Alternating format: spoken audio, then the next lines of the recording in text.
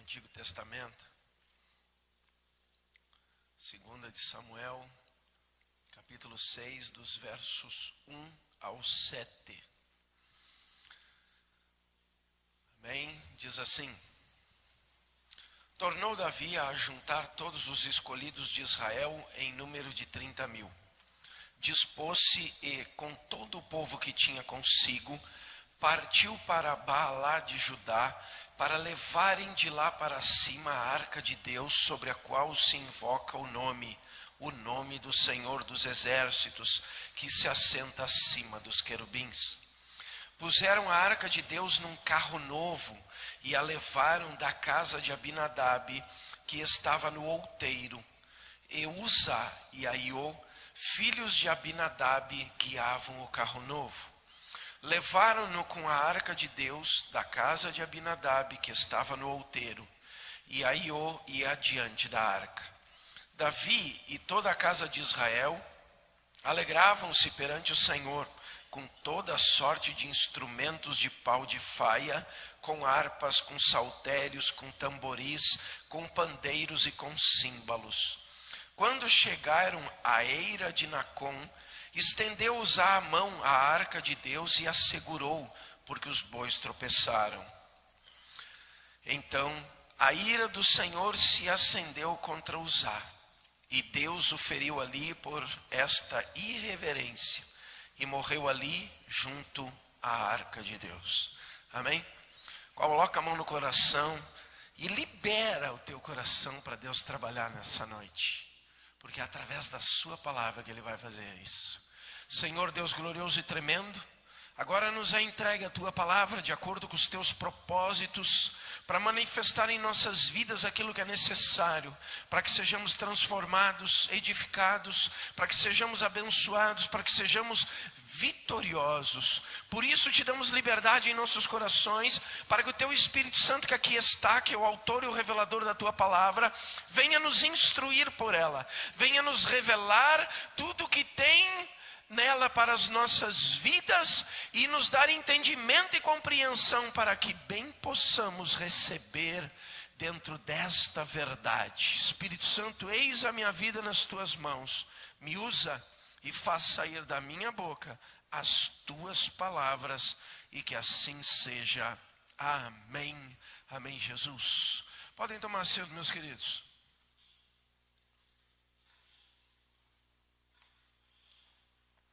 Meus amados, a palavra de Deus nos fala de um momento muito especial para a nação de Israel.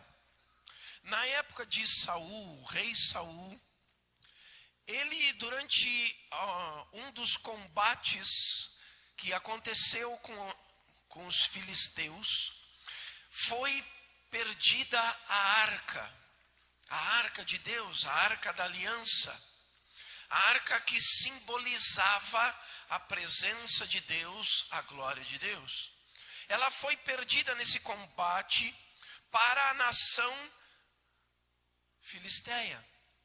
Eles tomaram para si a arca de Deus nesse combate e levaram ela consigo. E colocaram esta arca lá em meio à nação. E Israel ficou sem a presença de Deus, sem a arca da aliança. Isso gerou uma tristeza muito grande na nação. E se você lê a história toda ali, que começa nesse relato ali no livro de 1 Samuel, se eu não me engano, ali pelo capítulo 6, nós encontramos o povo filisteu querendo se livrar da arca, porque eles não suportavam o poder que vinha da arca. E em todo lugar que a arca passou sobre o domínio dos filisteus, houve problema, houve dores, houve morte, houve todo tipo de, alguns tipos de peste e de pragas, ao ponto deles quererem se livrar da arca do Deus de Israel. E diz que quando eles decidiram se livrar da arca do Deus de Israel, eles consultaram os seus sacerdotes, os seus adivinhos, para que eles dissessem o que deveriam fazer. E a arca foi devolvida ao território do povo de Israel. Mas essa parte do texto que nós lemos, nós encontramos Davi vindo resgatar a arca, que durante essas andanças todas, nas tentativas de levá-la de volta a Jerusalém, ela acabou na casa de um homem chamado Abinadab. Ele tinha 2 filhos, um se chamava Uzá e o outro Aiô. E diz que a arca de Deus ficou aproximadamente 20 anos na casa de Abinadab. Até esse momento em que Davi vem para resgatá-la, com o desejo no seu coração de levá-la de volta para Jerusalém e colocá-la na tenda que ele preparou. E diz que houve grande alegria em meio à nação de Israel, porque, afinal de contas, a arca traria de volta a presença de Deus em meio à nação. A arca traria de volta a glória de Deus para a nação. E o que eles mais queriam, o que eles mais desejavam, o que eles mais almejavam, é que a glória do seu Deus estivesse com eles. E diz que Davi fez grandes preparativos, ele reuniu muitas pessoas. Diz ali que ele chamou 30.000 homens para fazer parte deste momento. E eles vão, e eles chegam na casa de Abinadab, e diz que Davi providencia que a arca comece a ser transportada. Irmãos, eu quero que você entenda aqui que nós muitas vezes podemos ter as motivações certas, mas a maneira errada de fazer. Você entendeu? Nós podemos ter a motivação correta, mas a maneira errada de fazer. Diz que Davi, juntamente com o povo, naquele momento de entusiasmo, naquele momento de alegria, naquele momento de euforia, em que eles iriam trazer de volta a glória de Deus, eles se preocuparam com muitos detalhes. A motivação deles era muito boa, e Davi manda fazer um carro de boi muito especial para transportar. Eu creio que devia ser um carro muito bonito, porque Davi, como um adorador, ele sempre se preocupava em fazer o melhor para Deus, em construir o melhor para Deus, em dar de si o melhor para Deus, em investir o melhor para Deus. E eu creio, irmãos, que não devia de ser qualquer carro de boi, não. Devia de ser o carro de boi. Quem sabe até tivesse algumas coisas revestidas de ouro. Talvez até tivesse algumas partes revestidas de prata, algumas partes de bronze. Eu não sei, mas com certeza Davi deve ter feito o melhor carro de boi para buscar essa arca. E diz que ele leva até a casa de Abinadab esse carro de boi, e nesse carro de boi é colocada a arca. A arca de Deus, a arca da presença de Deus, a arca da glória de Deus, é colocada nesse carro de boi. E diz que eles começam a conduzir o carro de boi, juntamente com todos aqueles homens que estão envolvidos nesse processo. Diz que há uma grande alegria. Esse cortejo é feito ali com instrumentos de corda, com saltério, com tamboris, gente gritando, gente louvando, gente adorando a Deus. Um momento de grande entusiasmo para eles. Mas diz que num dado momento, esse carro de boi, pelo fato dos bois tropeçarem, ele pende para o lado, a arca escorrega, Uzá num ímpeto de querer proteger a arca, pula para tentar segurar. E diz que nesse momento ele é fulminado pelo poder de Deus por ter tocado na arca. E de repente, o que era alegria, de repente o que era festa, de repente o que era um momento de entusiasmo, se torna um momento de luto. Se torna um momento de tristeza. Se torna um momento de pesar. E diz, se você continuar lendo o texto de onde a gente leu, que Davi ficou muito triste com esse fato. E ele até desistiu de levar a arca, porque ele criou um grande temor no coração dele, e ele disse: como poderei levar a arca de Deus, da presença de Deus, da glória de Deus, de volta para Jerusalém? E diz que essa arca é deixada no lugar ali próximo da onde ela caiu, mais precisamente na casa de um homem chamado Obed-Edom. E aí você pode pensar: mas pastor, estavam fazendo tudo direitinho, pastor, tudo certinho, o desejo, a motivação do coração era melhor. Imagina, pastor, eles tinham um desejo muito grande da presença de Deus, eles tinham um desejo muito forte da glória de Deus em meio à sua nação, em meio ao seu povo. Eles tinham um desejo muito forte de que Deus estivesse novamente dominando sobre eles, reinando sobre eles, se fazendo presente em meio a eles. Pastor, era algo muito bom, pastor, por que que Uzá morreu?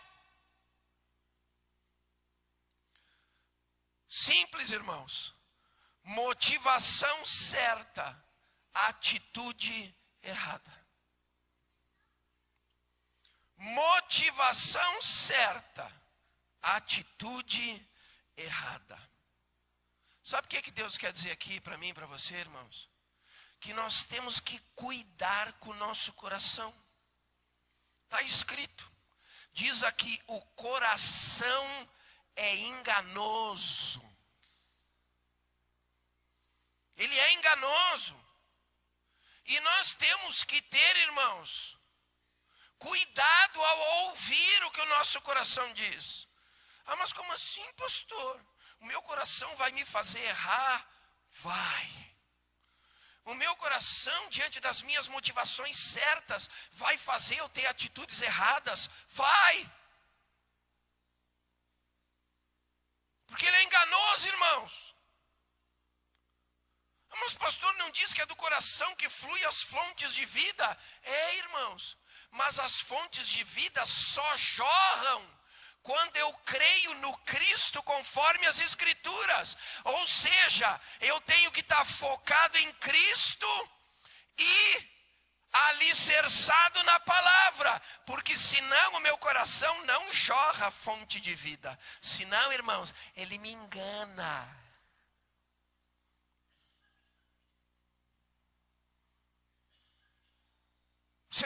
Você entende isso, irmãos?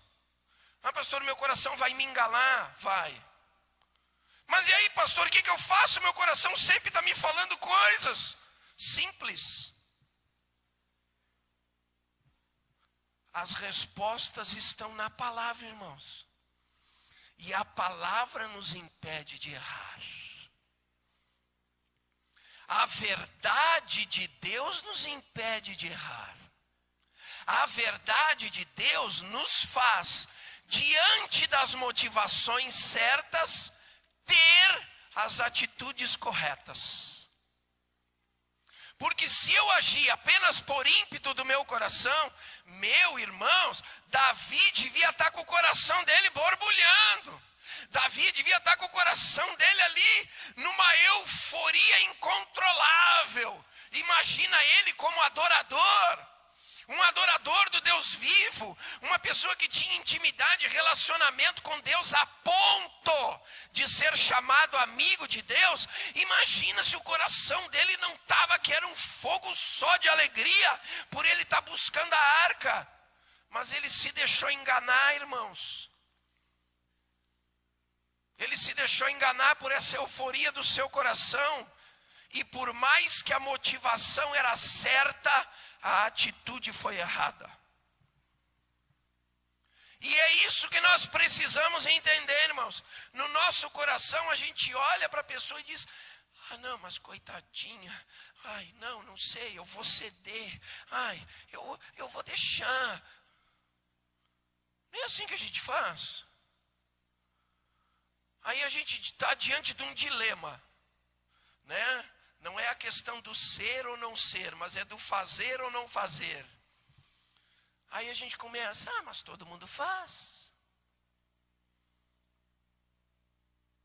Não, mas isso não tem problema não. Ah, coisinha boba. Ah, só uma mentirinha. Uma coisinha assim tão pequenininha. Só diz aí que eu não estou em casa não. Coisinhas pequenas, irmãos, provocam grandes tombos. As coisinhas pequenas são as que se colocam no nosso caminho como pedra de tropeço. Outro dia a minha filha chegou para mim assim na mesa, por causa de uma experiência que ela teve, né? Vou relatar aqui. Tá? Ela aprontou uma lá em casa, aí eu peguei e dei um castigo para ela. 2 semanas sem celular e sem computador. Irmãos, vocês não têm noção um castigo desse para essa gurizada de hoje. Tem um efeito maravilhoso. Tem um efeito maravilhoso, porque o negócio deles é só aqui, né, irmãos?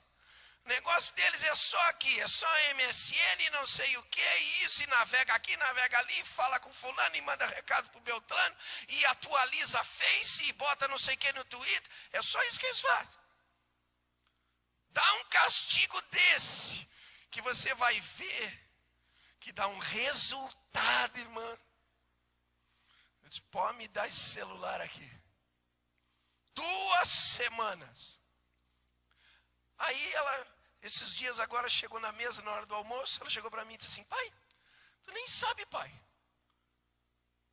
A mãe da minha colega deu um castigo para ela. Não usar o computador por 1 mês, pai. Mas sabe o que a minha amiga veio me dizer hoje? Que a mãe dela liberou 1 horinha só. Aí ela olhou bem para mim e disse assim: pois é, se vai liberar 1 hora, já libera tudo de uma vez, porque eu em 1 hora faço coisas que em 5 os outros fazem. Aí eu peguei e olhei para ela e disse: é verdade, Manu.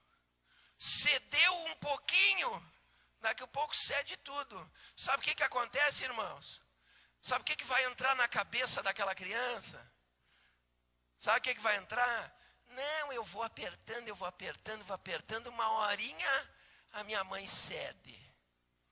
E aí os 30 dias virem 10. Se você vai dar 10 dias, diga 10. Agora, se você disse que é 30 e acabou. Ai, mas, ai, coitadinha. Ai, ficava ali, sozinha no quarto. Ai, coitadinha, me cortava o coração. Não é assim que as mães dizem? Não é assim que as mães dizem quando dão castigo? Ai, mas me corta o coração. Cede a primeira, cede a segunda, cede a terceira. Aí depois vem o pastor: pelo amor de Deus, ora por essa criança, pastor, que eu não aguento mais.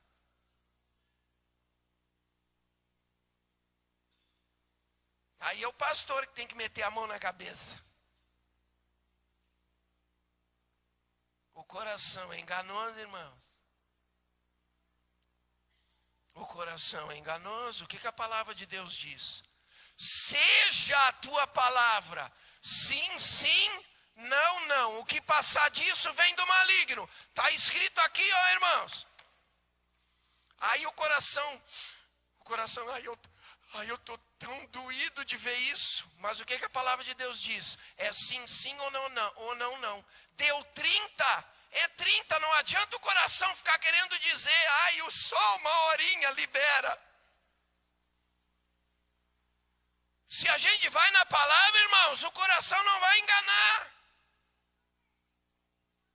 Estão entendendo?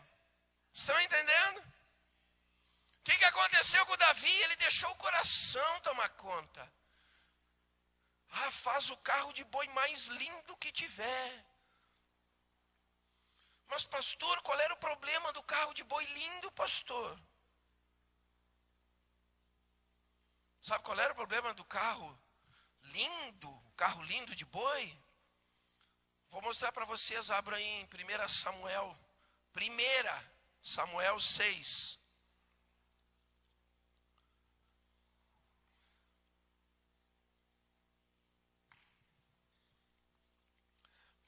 Samuel 6, verso 1, 2 e 7. Diz assim: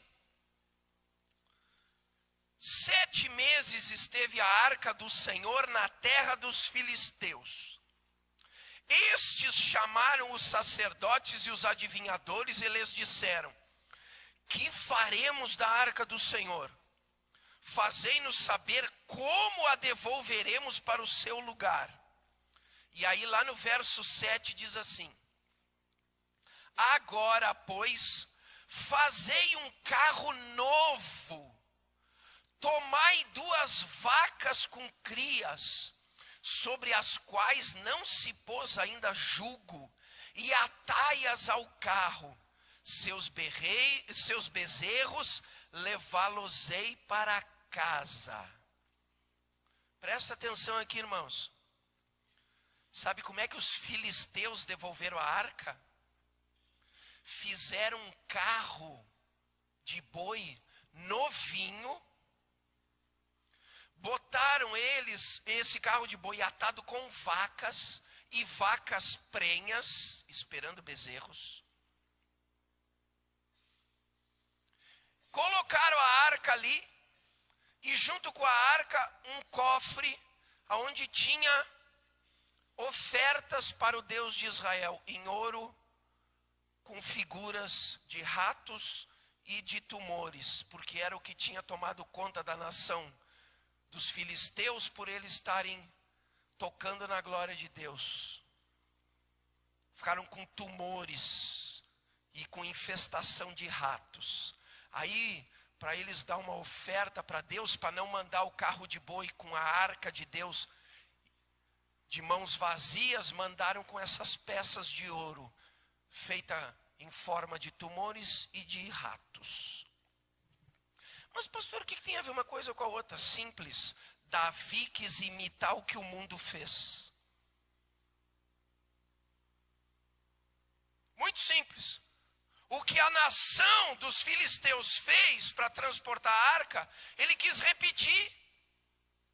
Ele quis fazer da mesma forma. Ah, mas pastor, o de Davi era muito mais bonito. O carro de boi de Davi era muito mais lindo.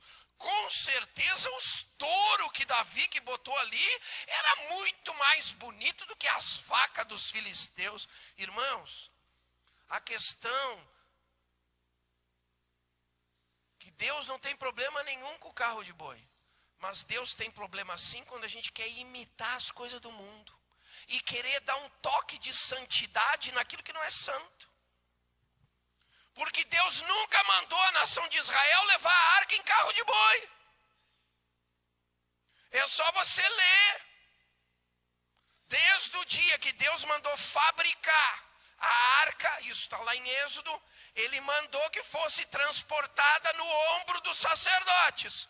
Deus nunca disse, faz um carro de boi novinho, cheio de ouro, prata, bronze, bota uns boi lindo, bonito aí e bota a minha arca em cima. Deus nunca mandou fazer isso. Mas Davi quis fazer para ficar mais bonitinho do que os filisteus. Mas ele repetiu a mesma coisa. Motivação certa, atitude errada. Irmãos, nós não podemos querer ter a glória de Deus na nossa vida. Nós não podemos ter a presença de Deus na nossa vida se nós estamos imitando as coisas do mundo. Porque não adianta querer botar santidade no que você está fazendo, porque só quem estabelece santidade é Deus. Ele é que designa o que é santo e o que não é santo. E ele nunca designou carro de boi como um objeto santo para colocar sua presença. Motivação certa, atitude errada. Nós não temos que copiar as coisas do mundo e querer botar nas coisas do mundo um perfil de santidade, porque não funciona, irmãos. A glória de Deus escorrega. A glória de Deus vai sair. E se eu tentar tocar nela, ela vai me fulminar. Porque o que é profano não pode tocar no que é santo. É impossível, irmãos, o que é profano tocar no que é santo. Aquilo que é profano e toca no que é santo é fulminado.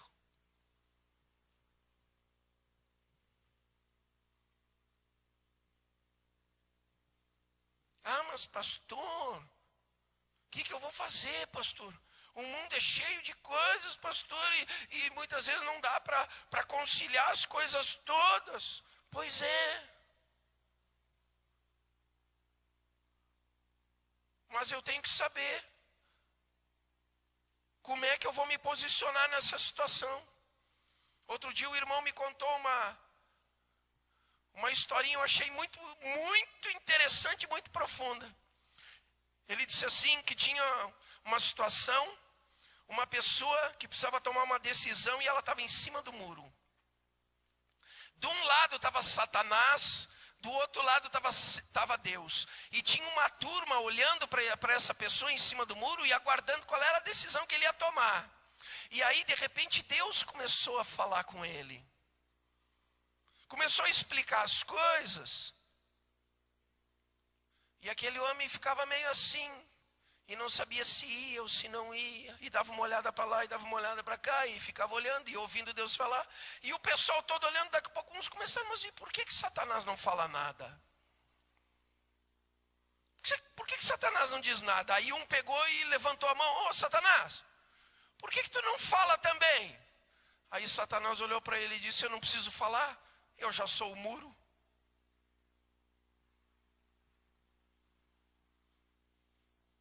Entenderam, irmãos? Eu não preciso dizer nada, eu já sou o muro. Está em cima do muro.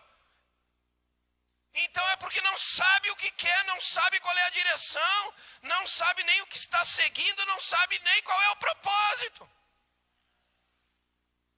Não, eu não preciso falar nada não, eu sou o muro. Pula desse muro aí, irmão. Jesus disse, é melhor que seja frio ou que seja quente, mas se tu for morno, eu vou te dar um impulso para onde tu vai. É o que ele diz, vomitar-te-ei. Ele vai dar o impulso para onde você vai. Porque com Jesus ninguém fica em cima do muro, irmãos. É sim ou é não. Ah, pastor, isso é radicalismo. Irmãos, vou revelar aqui um negócio para vocês. Deus é radical. E a palavra de Deus diz que a gente tem que ser igual a Ele. Então, se Ele é radical, também sou. Eu digo não para o mundo e ponto. Sim, sim, não, não. Passou disso, vem do maligno. Ah, mas pastor, eu senti que era uma coisa boa. Ó, que o teu coração não é brinquedo, não. As respostas estão aqui, irmãos, não estão no coração. E por mais que o coração fale, é aqui que a gente encontra a resposta certa. vou dizer uma coisa para vocês. Muitas vezes vocês vão ter que dar uma olhadinha e dizer assim, coração, queria me enganar, né?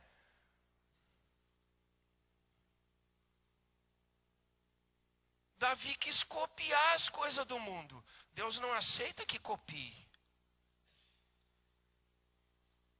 Deus não aceita que copie. As coisas que eu fazia lá no mundo, irmãos, eu não faço mais. Quem eu era, eu não sou mais. O que eu praticava, eu não pratico mais. O que eu pratico agora é o que a palavra me diz que é para praticar. As minhas atitudes são de acordo com as atitudes que Deus quer que eu tenha.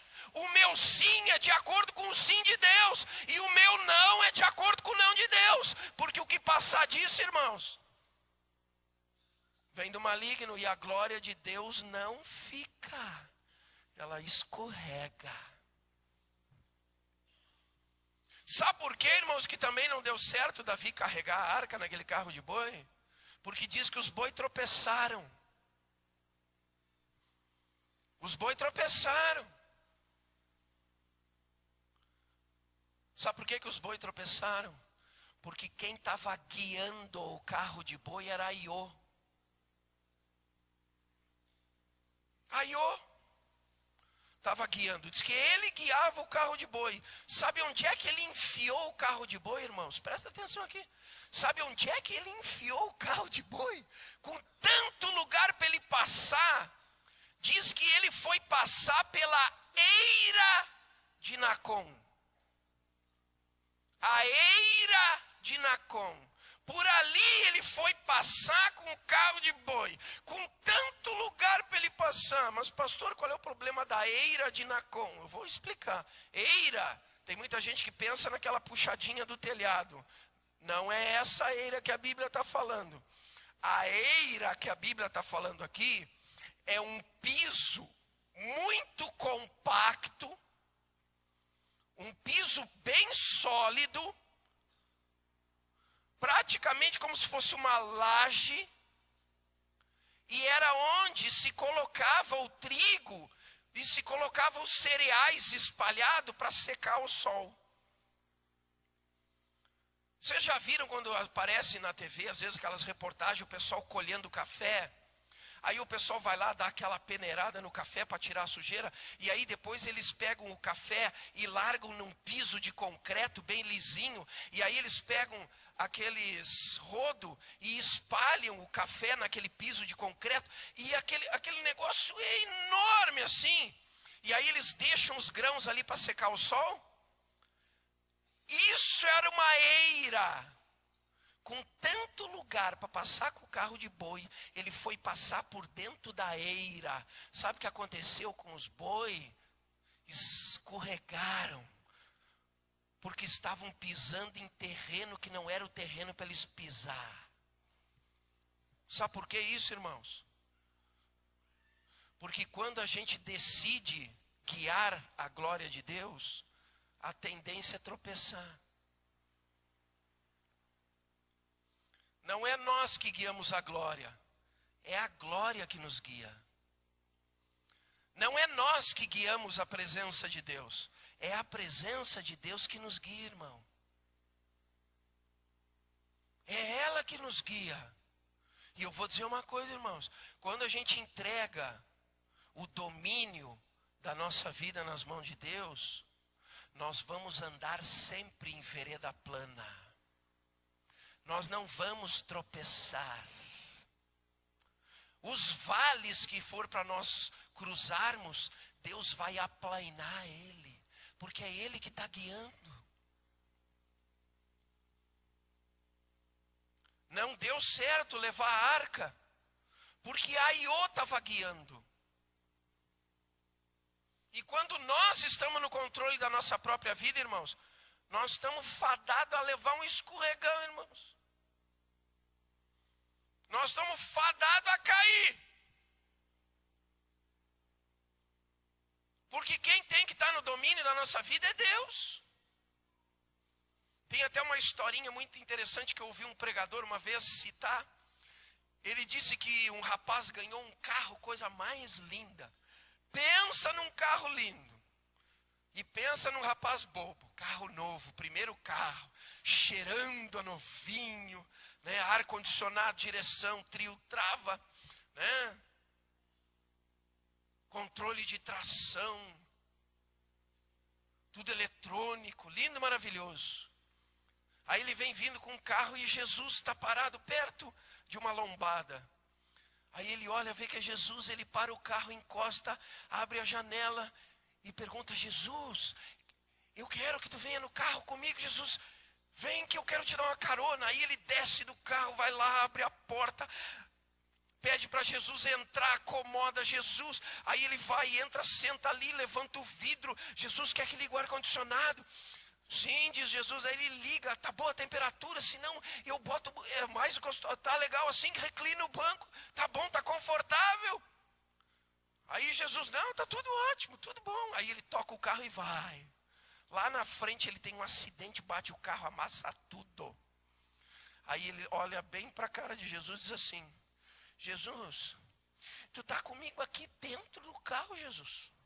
Eu fiz tudo de bom para ti, Jesus. Dei todo conforto para tu ficar aqui dentro do carro comigo, Jesus. Tu me deixa bater o carro? Jesus olhou bem para ele e disse assim: sim, tu promoveu todo o conforto para mim, mas quem está dirigindo é tu.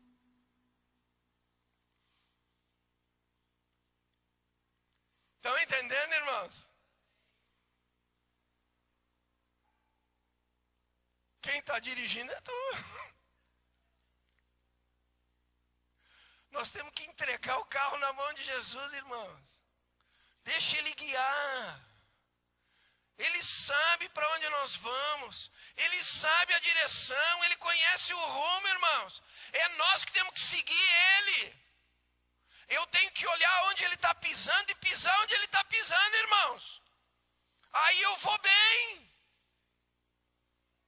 Aí eu vou bem. E se eu quero pisar nos passos de Jesus, as palavras de Deus me dizem onde é que eles estão. Entrega o teu caminho ao Senhor, confia nele e ele tudo fará.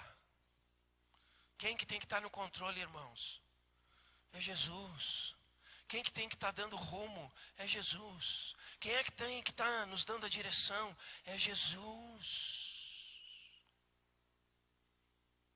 Não está escrito aqui: a tua luz me guia e me orienta? Não é o que está escrito aqui? O que é a luz, irmãos? É a palavra. Se eu me conduzir por ela, eu estou seguindo Jesus. Aí, eu não vou pisar em terreno que não é para mim pisar. Aí eu não vou entrar em área que não é para mim entrar. Aí eu não vou sair fora do rumo aonde é o terreno adequado para mim pisar.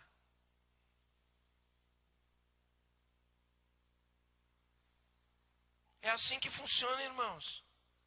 É Deus na condução. É Deus na condução.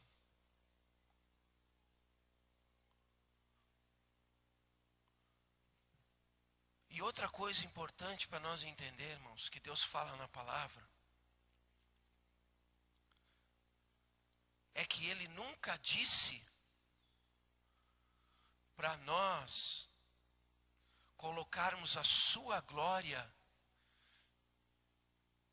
em cima de coisas que nós criamos. A glória de Deus jamais pode ser colocada em coisas que nós criamos. Foi Davi que fez o carro. Foi a mão dos homens que fizeram o carro. A arca era para estar onde, irmãos? Nos ombros dos sacerdotes. Sabe por que era para estar no ombro do sacerdote? Porque a glória de Deus, ela só pode estar e ser carregada por aquilo que Deus criou. Ela só pode estar e ser carregada por aquilo que Deus criou com a sua mão. Eu e você. Davi, ele quis levar a glória de Deus, quando ele deveria estar com a glória de Deus. Mas se você ler mais adiante na história, você vai ver que ele voltou na casa de Obed-edom para buscar a arca. Só que agora ele voltou vestido de sacerdote, com roupa sacerdotal e estola sacerdotal. Agora ele vai na casa de Obed-edom com a tribo dos levitas. E agora ele chega na casa de Obed-edom e coloca a arca sobre os ombros dos levitas. E agora a glória de Deus vai na frente. E Davi, sabe o que ele faz? Quando a glória de Deus vai na frente, ele tira as roupas sacerdotais, se despoja das suas roupas, fica com roupas humildes e vai dançando atrás, glorificando atrás, exaltando atrás, se regozijando atrás. Ou seja, ele agora está seguindo. A glória de Deus está sobre a sua criação.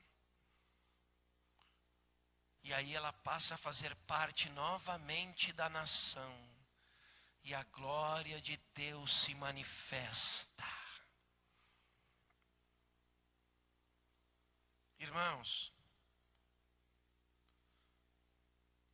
em Coríntios diz que nós temos este tesouro em vasos de barro.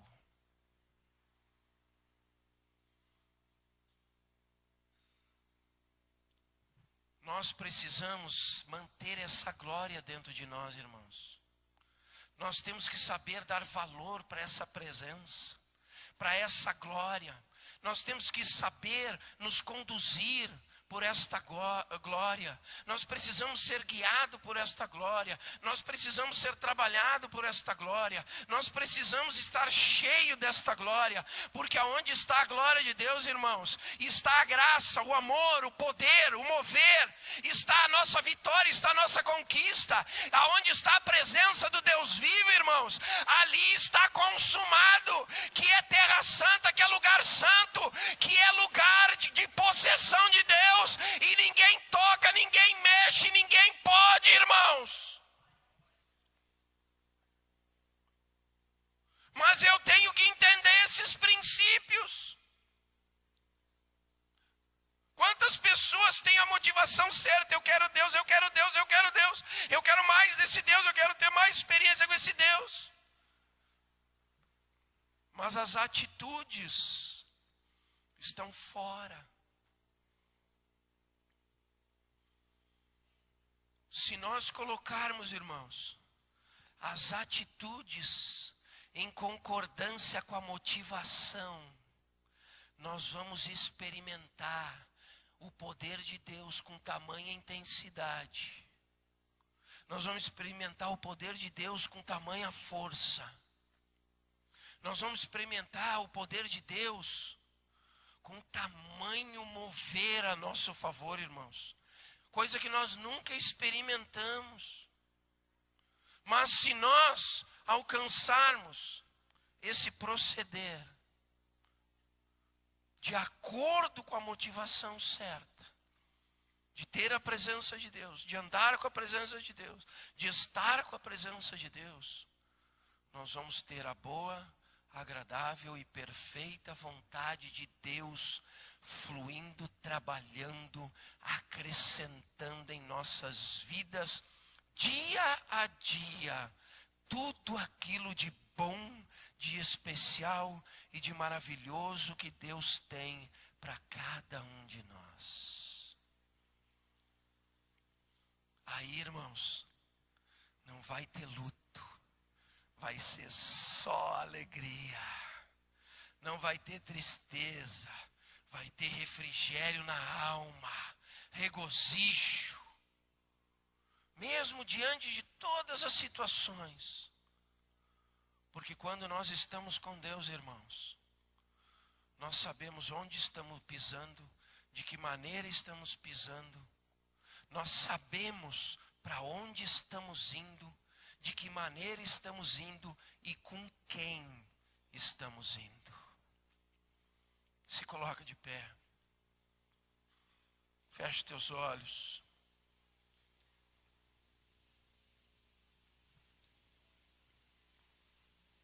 E começa a meditar. Porque nós sempre temos alguma área da nossa vida, irmãos, que não vai, que não deslancha, que não dá certo. E aí é hora de nós repensar. Será que o meu coração não está me enganando? Será que eu não estou imitando coisas que eu já fazia antes? Será que eu estou mesmo colocando a glória de Deus na minha vida? Será que realmente eu estou sendo guiado? Será que realmente eu deixei Deus no controle? Porque essas respostas, irmãos, podem mudar a nossa situação hoje. Davi reconheceu, mas quando ele voltou com a motivação certa e com as atitudes certas. E aí a alegria foi completa.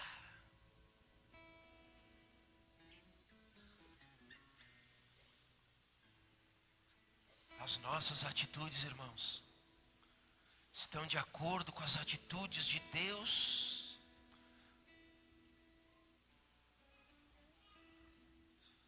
As nossas motivações são como as de Davi, de desejar intensamente Deus? E as atitudes acompanham corretamente para que essa motivação produza alegria? Essas respostas fazem muita diferença nessa noite, irmãos. Enquanto adoramos a Deus, fale com o Senhor. Abra o teu coração. Reconheça o que é necessário fazer. E peça para Deus.